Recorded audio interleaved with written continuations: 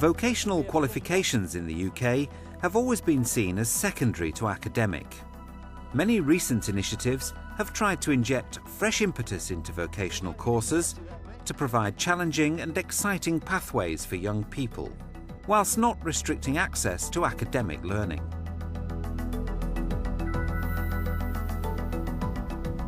One message we've really got to get over here is that vocational skills and knowledge will complement academic skills and knowledge and will produce a rounded learner, and that's what Britain needs, because that's where our future lies.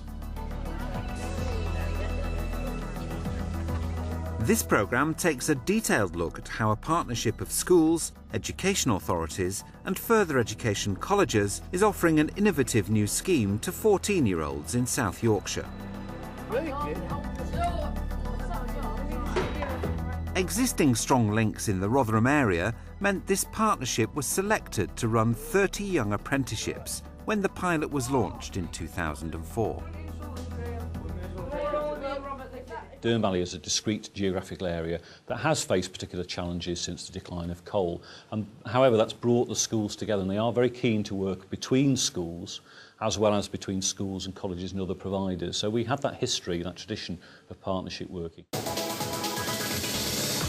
In this programme, we will look at the key features of the scheme, how the qualification can be delivered, the partnerships involved, and the selection of the students. The local Learning and Skills Council is a vital partner in the scheme to ensure that the courses delivered are valid. In the Rotherham partnership, Ian Barlow has been the key contact. What we're designed to do with the Young Apprenticeship is to give the young people a truly universal option at 16. They may well go on to do A-levels in a sixth form college or a college. They may well go on to do a more standard course in a college, or they may choose to engage in a vocational programme. What they will find if they do that is that they have an accelerated progress into the route. So it's about options and choices for learners, really. There are several key features around the Young Apprenticeship scheme which are outstanding and unusual. I think the first is that we're starting very early. That quite often vocational choices in particular are something that's been deferred by and large until age 16. Here we've got a 2-day programme which sits heavily on the school curriculum, which is well planned for, which involves the linkage with business for young people of this age. You're probably feeling completely overwhelmed at the moment, you're probably feeling very nervous, and you have every right to. But don't be. I have been in the same position as you once, so I can remember just what it was like. The second key feature about this as well, I think, is that it's, for the first time, directed at young people who've got higher levels of ability. It's based on Key Stage 2 performance as well as Key Stage 3 performance. It's matched against attendance, it's matched against behaviour, which must be above the norm for the school. We're actually painting a picture of a kind of student who will benefit from this particular kind of programme for the first time ever. The final one really is the amount of exposure to businesses, which has never happened before. Most schools will run a work experience scheme, which is primarily an educational experience, I would venture. This is different. This is actually about taking that standing point, giving them that experience too, but at the same time centering their learning within a business and a workplace context. Establishing relationships with one or maybe two businesses, understanding the employer's perspective and seeing how the development of their skills can equip them for work in that area. So it's altogether more focused and more directional than anything that we've ever done before. Perhaps a text somewhere on here just to indicate what these particular buttons are for.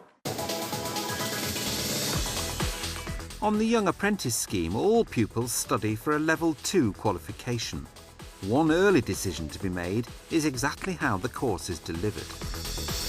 The Young Apprenticeship scheme is delivered in a variety of ways. In fact, there are no bans on any particular approach. It's about what is most appropriate for individuals. So much of the core academic work is delivered through the local FE colleges, and then some of the group work with trainers is done with local training providers. And eventually in this programme, individualised work experience will take place with one young person being matched to one employer. And clearly the plan behind this is to make sure that that will be the link at 16 if this young person wanted to pursue a core apprenticeship programme. Then this is the basis from which they can build that up.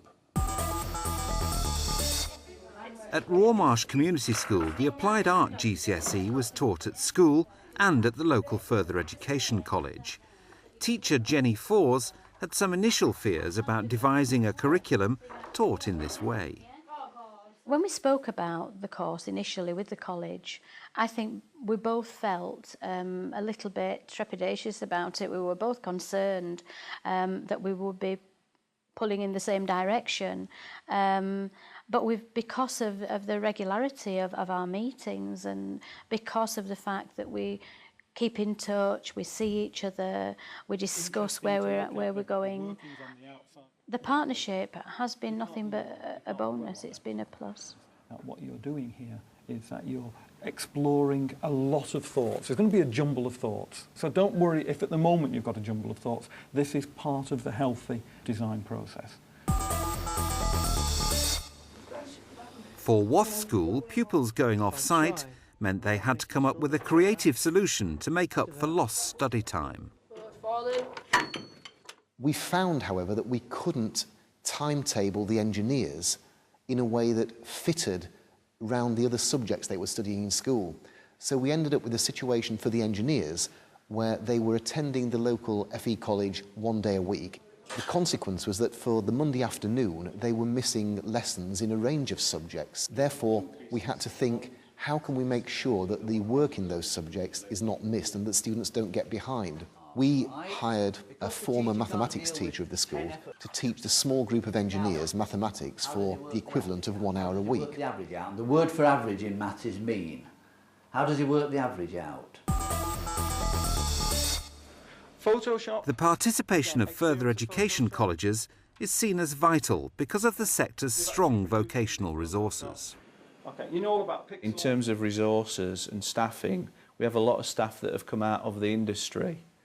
So they have the industrial experience, plus we have specialised areas. So all those developments lend themselves to a more college-biased delivery, although we do have some joint delivery with schools where college tutors go into the school and deliver on programmes and vice versa. So it's very much a symbiotic approach to education and training that we have. But certainly I would say our advantage is we have the expertise and we have the resources.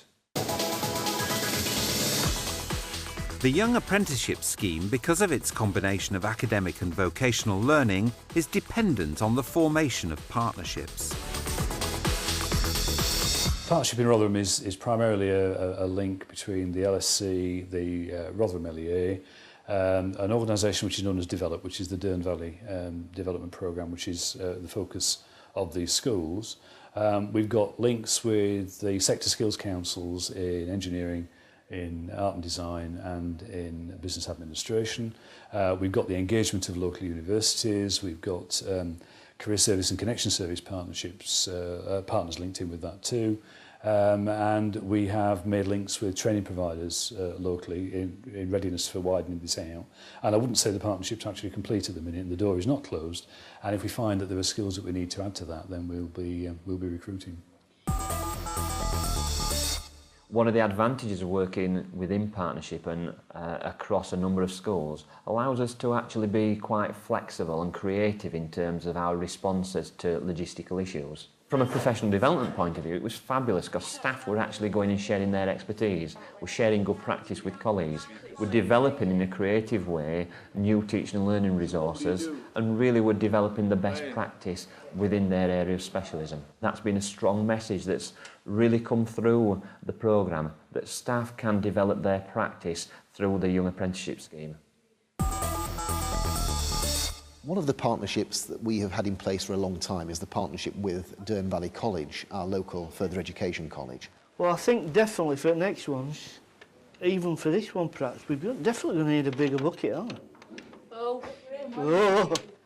The benefit of that partnership is that we know the tutors at the local college, that arrangements already exist for such basic things as students having meals down there when they're at a day at the college. We didn't have to establish procedures that applied just to the Young Apprenticeships programme. And I think that helped the smooth introduction of Young Apprenticeships. The benefits of being involved with other businesses are that the businesses, for the first time, really start to see what happens within the school. So the business contacts that we have made to support the Young Apprenticeships programme have not only allowed our students to go on work placement, they've also opened our eyes to other curriculum opportunities that exist. So the partnerships you develop have benefits that go way beyond young apprenticeships. They open your eyes to ways of cooperation and collaboration in totally different areas. I think it's absolutely vital that these partnerships are fluid and in development phase, really, because we're not quite sure what's around the corner. We think we've got all aspects of this programme sorted out, but because it's learner-led, there may well be demands from these learners that we're not actually prepared for. This scheme is aimed specifically at high-achieving pupils, and getting the right student is essential. In this section, we examine the experiences of the Rotherham Partnership in selecting the young apprentices. I think a key issue is making sure that you've identified the right youngsters, because in the same way that academic subjects don't fit all, neither does this. And we have to make sure, I think, that we have the right people into the right placements, and that we give them and their parents the right background information to make sure that, that they're well prepared to make that decision. We try to get involved as early as possible because we do have a better understanding of the programmes, and we try and communicate with the schools as best we can. We do have more candidates than we have places. We don't want to turn people away, so we'd like the schools at their end to select the right candidates. Last year and this year again, we'll run a parents' evening where we talk about what the scheme means and dispel any myths that it's actually pigeonholing students on a route that they can't then get off. We are actually going to go through an application process. The students will have to apply and they will be interviewed so that it will be much more rigorous. It will be seen to be something quite prestigious to be offered an opportunity, and therefore that will help raise the status not only of this opportunity but also of vocational options in general. So, well done to you, and good luck with your future career. And one day I expect to see your name up in lights. Bye. Thanks for helping us with. Thank you for everything. Thanks. Bye. Bye. Bye. From September 2005, an additional 2,000 places are available on young apprenticeship schemes, and it's hoped places will continue to increase. Feedback from parents, employers and students involved in the Rotherham pilot is positive. But for all partners, the commitments of forming and running a scheme are substantial. Wouldn't want to underestimate the difficulties involved in setting up schemes in this kind of way, because clearly all things will not run smoothly immediately, and there will be immediate problems thrown up for all parties involved in these agencies. The saving grace for that is that it has been possible to do it in the pilot. So however difficult and daunting it might look, whatever the problem that's presenting itself, it's very likely that somebody not a million miles away from where you are has a solution or a potential solution to that problem. I can give you a pointer. If you look at the experiences of young people on the programme and the positive response we've had back from parents, then it's quite clearly beneficial for those young people themselves. We also have the advantages of engaging with employers. We have the opportunity of looking at health and safety practices. So there's many other partnership issues that through this focused programme is enabling us to learn wider experiences.